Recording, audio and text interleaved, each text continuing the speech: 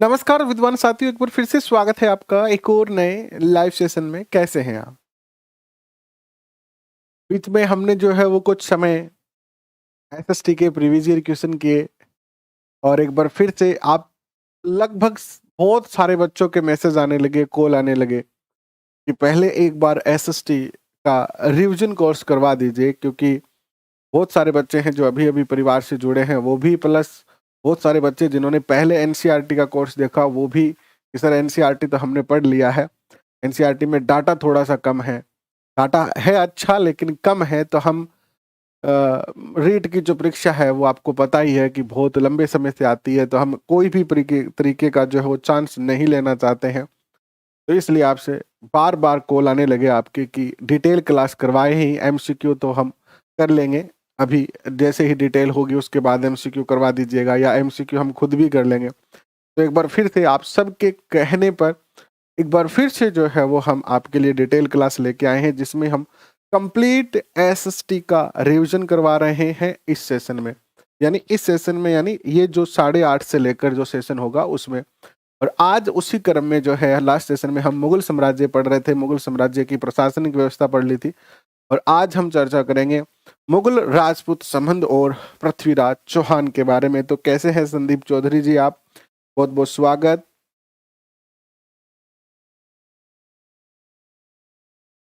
राजकांत स्वागत आपका। कैसे हैं समनदीप? स्वागत आपका। SN vlog. शहनाज जी स्वागत आपका। कैसे हैं? दयाली कुमारी, दुर्गा माली, संदीप स्वागत आपका। जितेंद्र स्वागत आपका। अनवर अली, आप सबका बहुत बहुत स्वागत और अभिनंदन है। तो चलिए करते हैं शुरुआत आज के सेशन की। देखो, इस सेशन में आपको लिखना पड़ेगा क्योंकि डिटेल सेशन है, और डिटेल सेशन का मजा तभी है जब आप लिखते हो। बिना लिखे कोई फायदा नहीं है। पीडीएफ मैं सारी की सारी टेलीग्राम पे डालूंगा, आप चाहो तो क्लास के साथ साथ लिख लो, आप चाहो तो बाद में पीडीएफ से जो है वो लिख सकते हो, वो आपकी मर्जी है। लेकिन इसकी प्रिंट वाली पीडीएफ आपको जो है वो नहीं मिलेगी, क्योंकि प्रिंट वाली पीडीएफ इसकी है ही नहीं, क्योंकि सब कुछ मैंने यहाँ लिखा है रजिस्टर में, और यही मैं आपको यहाँ पर लिखाने वाला हूँ। तो इसलिए आपको इसकी प्रिंट वाली पीडीएफ जो है वो नहीं मिलने वाली है।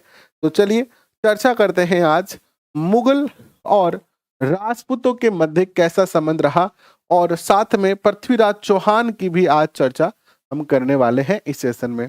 तो चलिए शुरू करते हैं। लिखिए मुगल राजपूत संबंध।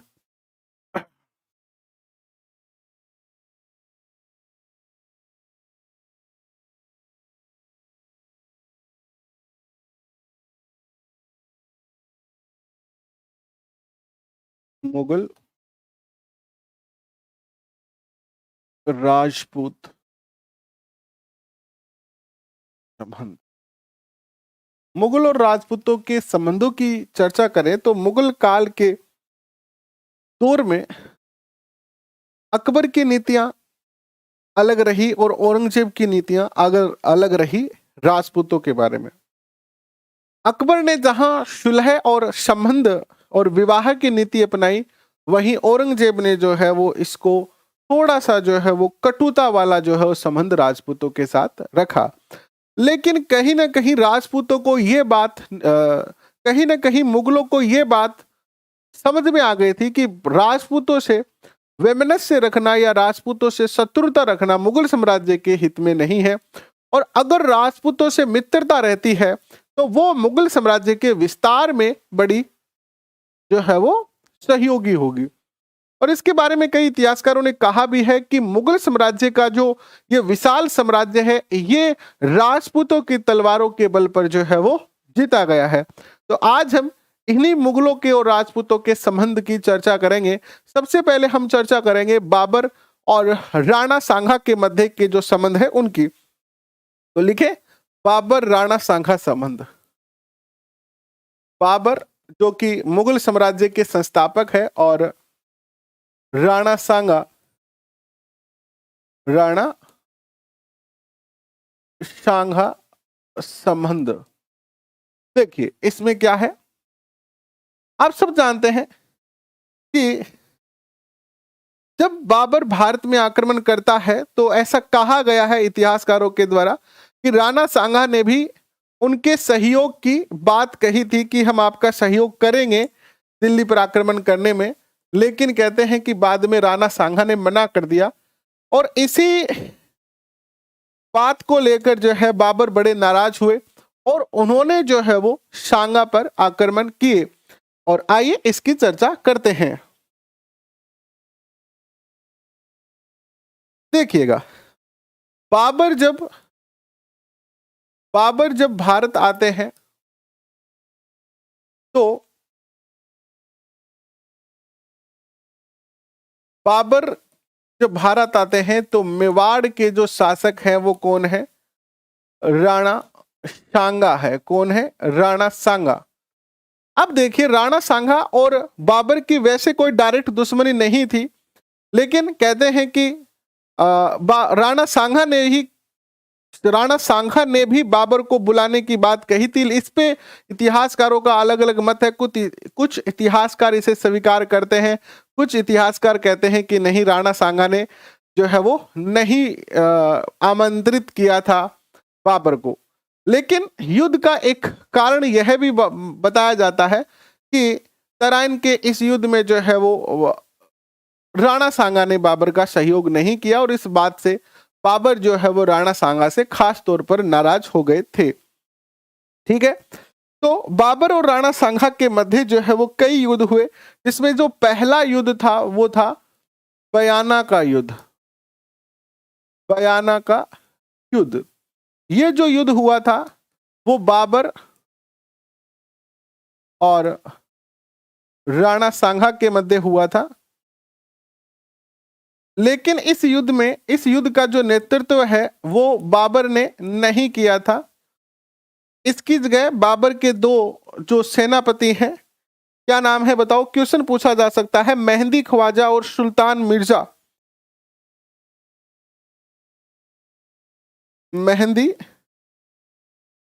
ख्वाजा और सुल्तान मिर्जा जो है, इन्होंने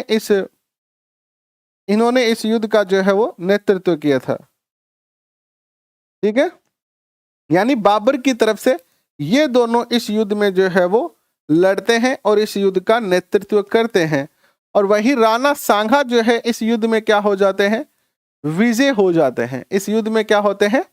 विजय होते हैं। ठीक है, इसके बाद यहां बाबर की हार हो जाती है और राणा सांगा इस युद्ध में विजय हो जाते हैं। इसके बाद जो सेकंड युद्ध होता है वो होता है आपका बयाना का जो युद्ध हुआ, ये हुआ था 16 फरवरी 1527 को। कब हुआ था ये? 16 फरवरी 1527 को हुआ था। और राणा सांगा एक ऐसा शासक था जो महीनों महीनों तक युद्ध करता था। इसके बाद तुरंत ही बाद जो है वो 17 मार्च 1527 को खानवा का युद्ध होता है। कौन सा युद्ध होता है? खानवा का युद्ध। खानवा का युद्ध होता है। ये जो युद्ध होता है आपका, ये युद्ध होता है आपका 17 मार्च 1527 को। और इस युद्ध में जो है वो बाबर स्वयं जो है वो अपनी सेना लेकर पहुंचता है। तो यह युद्ध जो हुआ था वो बाबर और राणा सांगा के मध्य हुआ था। इस युद्ध में बाबर ने, क्योंकि बाबर की सेना जो है, बाबर की सेना ने और बाबर ने बहुत ज्यादा जो है वो राणा सांगा के बारे में सुना, मेहंदी ख्वाजा और इनके सैनिकों के माध्यम से, कि राणा सांगा एक ऐसा शासक है जिससे जीतना आसान नहीं है। और कहीं न कहीं राणा सांगा की इतनी प्रशंसा सुनने के बाद जो बाबर की मुस्लिम सेना थी, उनके मन में राणा सांगा के प्रति एक खौफ बैठा हुआ था, डर बैठा हुआ था, भय बैठा हुआ था। और कहीं ना कहीं सैनिक जो है वो अपने मन ही मन कहीं ना कहीं हार स्वीकार कर चुके थे। और ऐसी कंडीशन में जब सेना डिमोटिवेट हो गई थी, तो उनको मोटिवेट करने के लिए बाबर ने कई सारी जो है वो घोषणाएं की थी।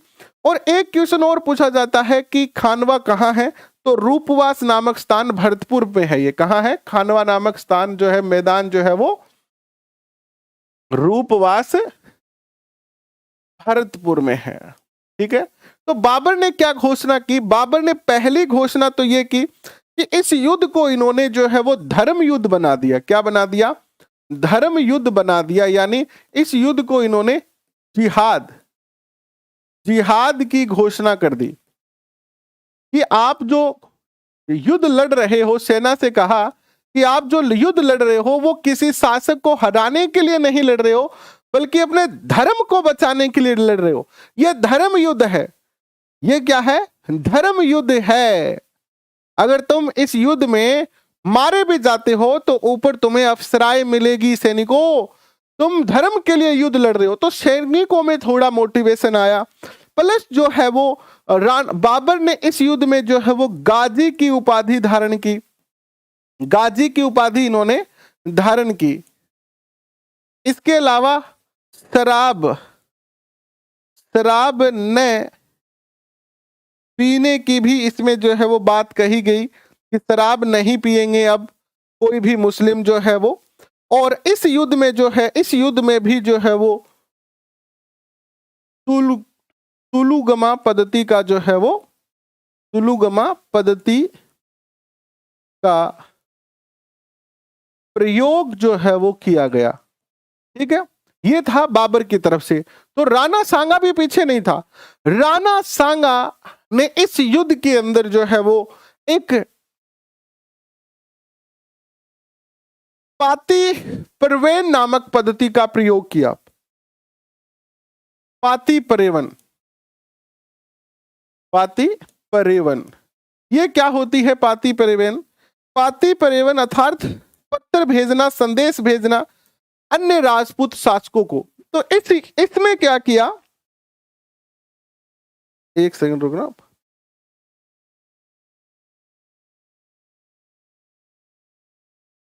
पाती पेरवन का उपयोग किया। यानी राणा सांगा वो अंतिम हिंदू शासक थे। अंतिम हिंदू शासक जिसने पाती पेरवन का उपयोग किया और सभी राजपूतों को एक साथ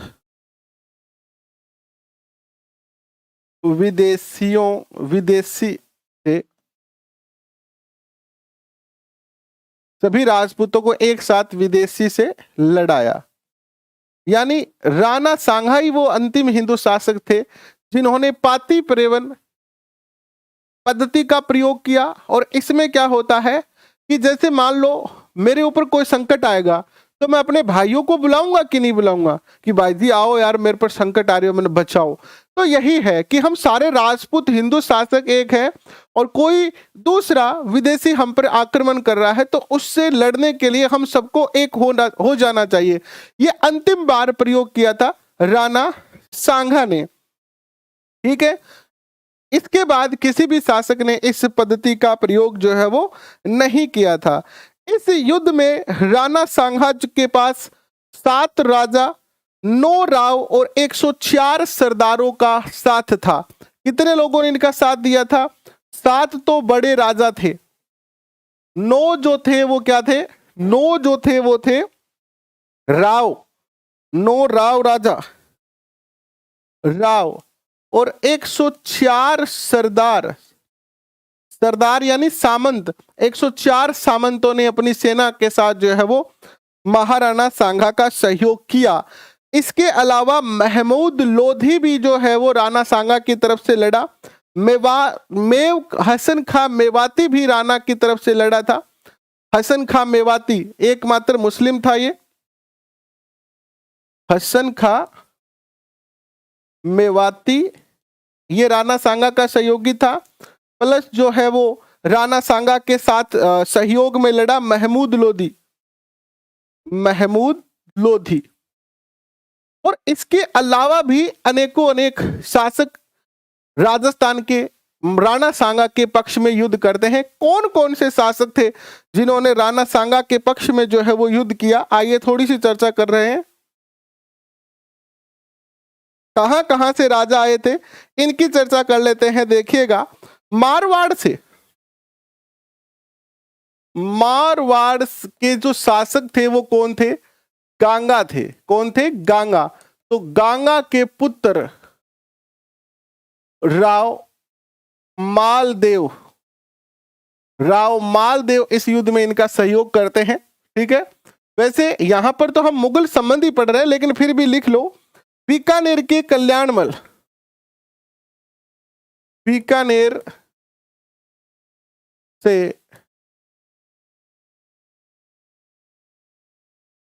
कल्याणमल, और चर्चा करते हैं तो आमेर से पृथ्वीराज कछवाहा। कौन? आमेर से पृथ्वीराज कछवाहा, आमेर से पृथ्वीराज कछवाहा, बहुत महत्वपूर्ण है, याद रखना, पृथ्वीराज कछवाहा। इसके बाद चर्चा करते हैं तो ईडर, ईडर से भारमल, ईडर से कौन आया? भारमल आया। इसके बाद चर्चा करते हैं डूंगरपुर से राव उदय सिंह, डूंगरपुर से राव उदय सिंह। आज जो डिटेल क्लास हुई है मेवाड़ राजस्थान के राजवंश की, उनमें ये सारी चीजें आपको पढ़ाई हुई है। चंदेरी से कौन आता है? देखो, चंदेरी से सहयोगी थे मेदिनी राय, मेदिनी राय। लेकिन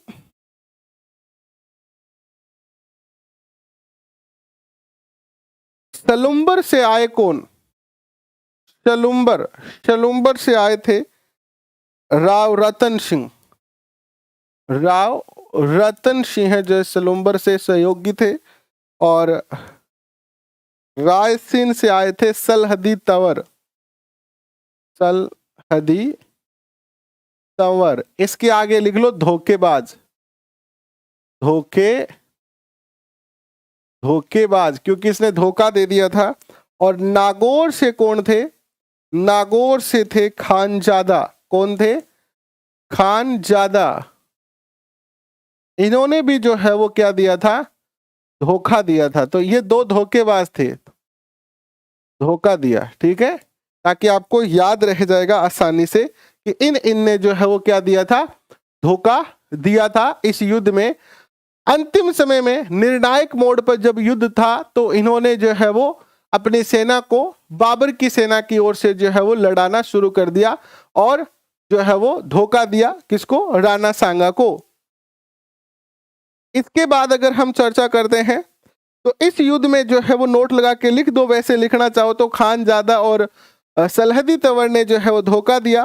30 जनवरी 1528 को कालपी में विष देकर इनको जो है वो मार दिया जाता है, राणा सांगा को, क्योंकि ये घायल हो जाते हैं। घायल, राणा सांगा क्या हो गए? घायल हो गए। राणा सांगा घायल हो गए।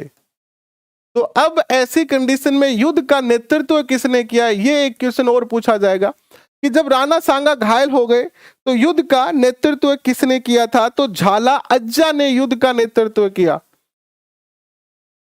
झाला अज्जा ने युद्ध का नेतृत्व किया। इसके बाद जो है वो ये भी मारे जाते हैं इस युद्ध में। और 30 जनवरी 1528 को, 30 जनवरी 1528 को कालपी नामक स्थान पर,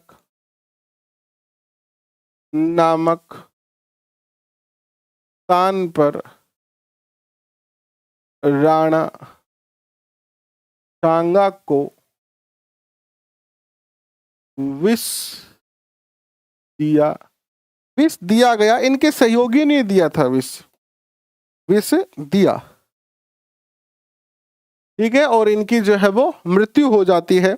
इनका जो अंतिम संस्कार किया गया वो बशवा नामक स्थान दोसाब में किया गया। अंतिम संस्कार बशवा दौसा में, और इनकी जो छतरी बनी हुई है वो मांडल में बनी हुई है। छतरी मांडल, ठीक है, मांडलगढ़ में। यह है राणा सांगा और बाबर के मध्य का संघर्ष, छतरी कह लीजिए या समाधि कह लीजिए, ठीक है। ये हो गए आपके राणा सांगा और बाबर के मध्य जो संबंध था उसकी चर्चा कर ली। इसके बाद जो है वो बाबर भी वापस चला जाता है और बाबर की भी आगे चलकर जो है वो मृत्यु हो जाती है और शासक बनते हैं भारत में बाबर के पुत्र हुमायूं। तो हुमायूं और राजपूतों के मध्य का संबंध लिखेंगे।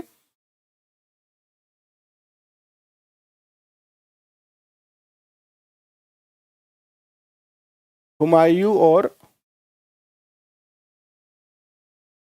राजपूत संबंध। हुमायूं और राजपूतों के संबंध कतई अच्छे नहीं रहे। आप सबको पता है कि राणा सांगा की मृत्यु हो गई। तो राणा सांगा की मृत्यु के बाद, राणा सांगा की मृत्यु के बाद इनकी जो पत्नी थी, इनकी जो पत्नी थी रानी कर्मावती, उसको बाबर ने अपनी पुत्री माना, हिंदू पुत्री, धर्म की बेटी माना।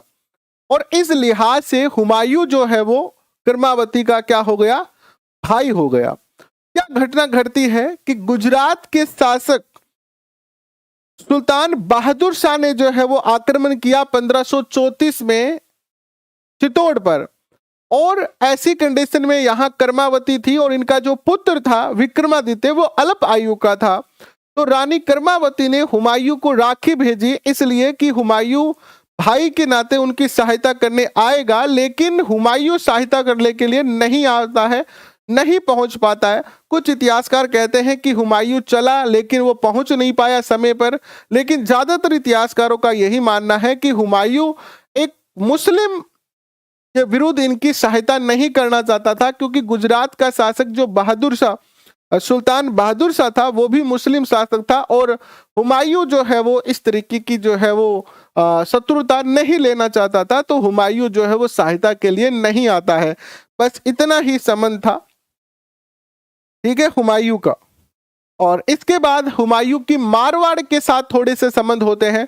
हुमायूं को जब शेरशाह सूरी हरा देता है और उसके बाद जो है वो हुमायूं भाग रहा था भारत छोड़कर, तो ऐसी कंडीशन में मारवाड़ के शासक मालदेव ने हुमायूं की तरफ हाथ बढ़ाया और कहा कि मालदेव, आपकी मैं सहायता करने के लिए तैयार हूं, आपको मैं जो है वो बीकानेर की रियासत दे दूंगा। लेकिन हुमायूं पूर्ण रूप से इनसे विश्वास नहीं हो पाते हैं और वो अमरकोट चले जाते हैं, पाकिस्तान के सिंध प्रांत के राजा, कौन राजा थे वहां के, वेरीसाल, राजा वेरीसाल के पास, ठीक है। देखो, एडिशनल वालों के लिए कुछ भी विज्ञप्ति में नहीं लिखा है, इसका अर्थ है कि एडिशनल वालों को शामिल नहीं किया जाएगा, सीधा मामला यही है। बाकी भाई मैं कुछ ऐसे कह नहीं रहा हूं, अकॉर्डिंग टू विज्ञप्ति तो ऐसा कोई एडिशनल का मामला नहीं लिखा गया है, ठीक है। अब आगे चलते हैं, हुमायूं और राजपूतों के संबंधों की बात करते हैं। तो जब हुमायूं शासक था तो राजपुताने के अंदर बात करते हैं मेवाड़ की। तो मेवाड़ के अंदर जो शासक है वो कौन है, विक्रमादित्य है, और इनका जो संरक्षिका है वो इनकी मां है रानी कर्मावती,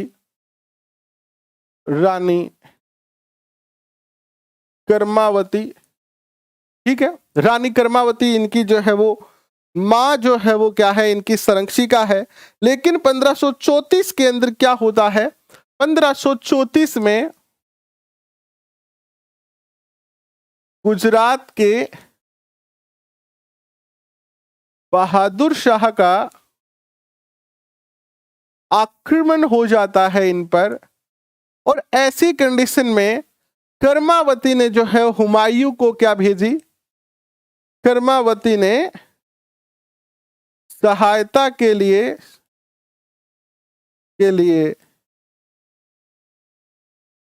हुमायूं को राखी भेजी, लेकिन हुमायूं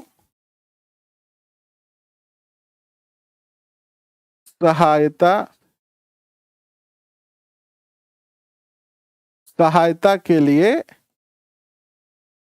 नहीं आता है, नहीं आता है। ये संबंध था मेवाड़ के साथ। बात करते हैं मारवाड़ की, तो 1530 में हुमायूं शासक कब बना, 1530 में शासक बना, और 1540 में शासक कब बना हुमायूं, 1530 में, और 1540 में शेर शाह सूरी से हार कर भागते समय क्या होता है, मारवाड़ के शासक राव मालदेव ने सहायता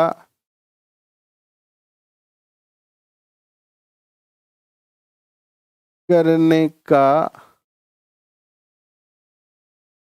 प्रयास किया कि भैया तेरी सहायता कर देंगे। और क्वेश्चन क्या पूछा जाएगा कि हुमायूं ने मालदेव के पास अपने कौन से 3 संदेशवाहक भेजे सहायता के लिए, तो किस किस को भेजा था बताओ, मीर समंदर, रायमल सोनी और अतंका खां को भेजा। माल शेरशाह हुमायूं ने किसे भेजा सहायता के लिए, हुमायूं ने मालदेव के पास 3 संदेशवाहक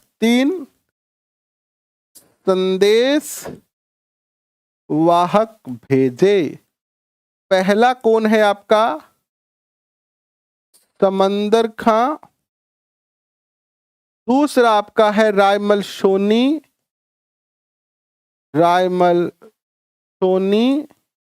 और तीसरा जो है वो कौन है, तीसरा है आपका अतंका खां।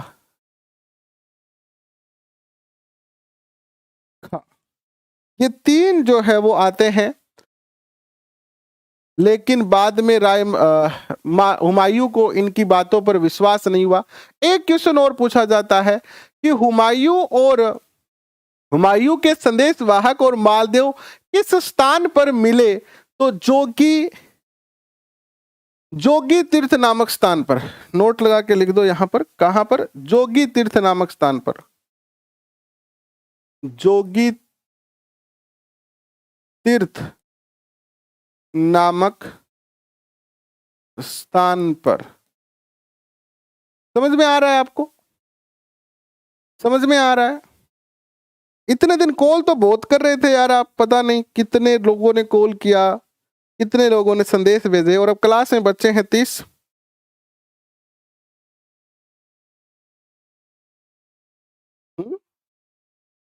आपकी भी कहानी समझ में नहीं आती है यार, सारी चीजें हम आपके लिए कर रहे हैं, फिर भी आप क्लास में नहीं आते हो, फिर अच्छा नहीं लगता थोड़ा सा। 3-4 दिनों से लगातार दिन में कॉल आ रहे थे।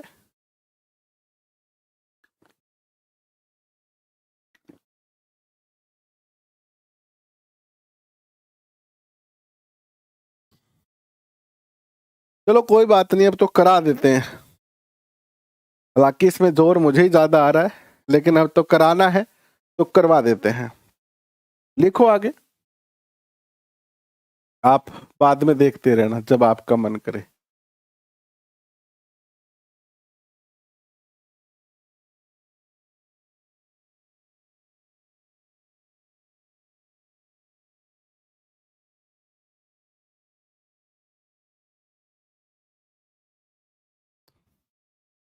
नेक्स्ट देखो, ये तो हो गई हुमायूं और राजपूत के मध्य के संबंध।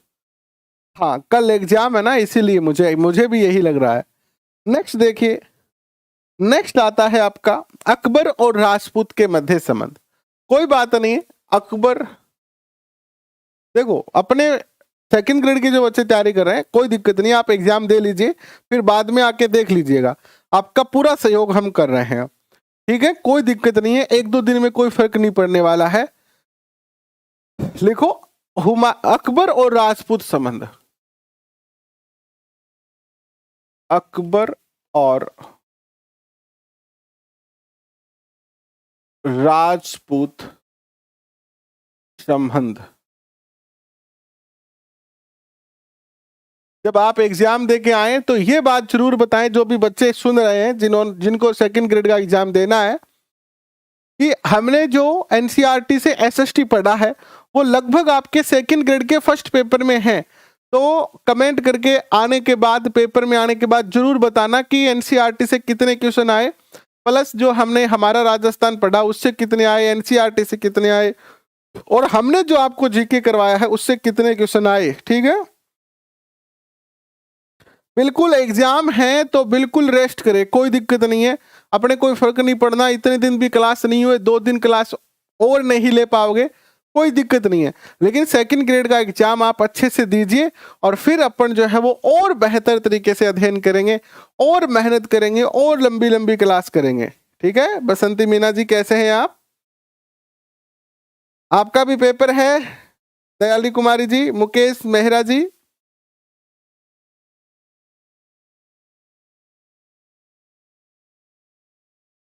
कोई बात नहीं है, आप ऐसा करें, आज और रेस्ट करें।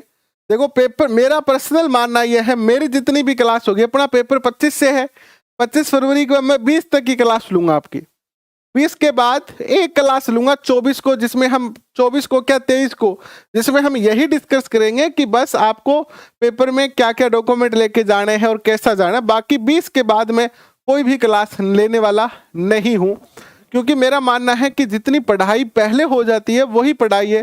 पेपर के समय तो आप केवल जो है वो अपने भय को, जो बच्चा पेपर के दिन पढ़ रहा है या पेपर के बाहर पढ़ रहा है, जैसे कई बच्चों को मैंने देखा है ऐसे नोट्स लेके जाते हैं और पेपर जैसे सेंटर है उसकी सेंटर की दीवार के पास ऐसे बैठे रहते हैं, मुर्गा बना है ना, और कोई लड़कियां लड़के ऐसे ऐसे लगे रहते हैं। इसका अर्थ है कि आपको अपने आप पर विश्वास ही नहीं है। अगर आप पेपर के दिन पढ़ रहे हो, पेपर के हॉल के बाहर पढ़ रहे हो, तो इसका अर्थ है कि आपने जो पढ़ा है वो खेल खत्म है, आपको अपने आप पर कोई विश्वास नहीं है। पढ़ाई जो देख लो, आपने इतने पेपर दिए हैं, पढ़ाई हमेशा पहले की काम आती है। जो आपने पहले पढ़ाई की है वो ही पढ़ाई आपके काम आएगी।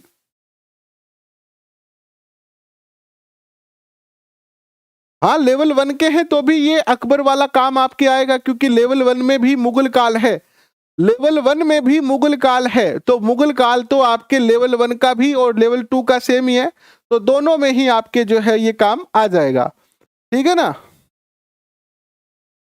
तो अब तो आप रेस्ट कीजिए। कितने बच्चे हैं जिनका पेपर है, यस लिखे।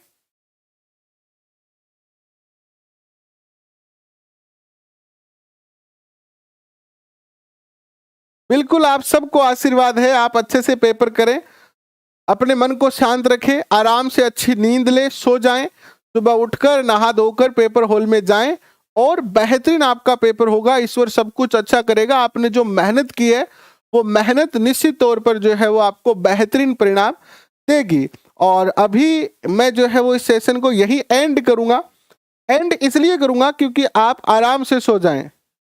हाँ, आप लगभग बच्चों का पेपर है, तो मैं नहीं चाहता कि आप देर रात तक जागे। आज देखो, एक मारवाड़ी में कहावत है कि हथेली में सरसू को न्यूग है, हथेली में सरसू को न्यूगर। एक कहावत आया कि गादड़े की ताकड़ू मतीरो भी कौन पाके, यानी आपा जे बहुत ज्यादा ताकड़ करा तो भी कोई फायदो को नहीं, और आपा चाहे कि एक दिन पड़ गए या 2 दिन पड़ गया आपा कोई बहुत बड़ो परिवर्तन ले आऊंगा तो भी को नहीं। पढ़ाई बाई काम की है जिकी निरंतर आपनी हुई है, जिकी आपा पिछले 6 महीना 2 साल पढ़ता रहा नहीं, बाई काम करेगी। तो अब तो आराम चिल करो, सो जाओ, और सुबह उठ के पेपर देने जाओ। अब भी गलिए, बहुत बहुत शुभकामनाएं और थारे सगड़ा ने बेस्ट ऑफ लक, है ना। थारो पेपर एक दिन चोखो हुआ और थे पेपर हॉल से आओ जो बिल्कुल हंसता मुस्कुराता है, एकदम ऐसे कहते हुए आओ कि बस अब तो हो गया, अब तो हो गया, अब हो गया सिलेक्शन, अब आएगा रीट में मजा, अब रीट में भी पक्का होगा। तो बिल्कुल रीट में सेकंड ग्रेड में आप सब सफल हो, यही हम इस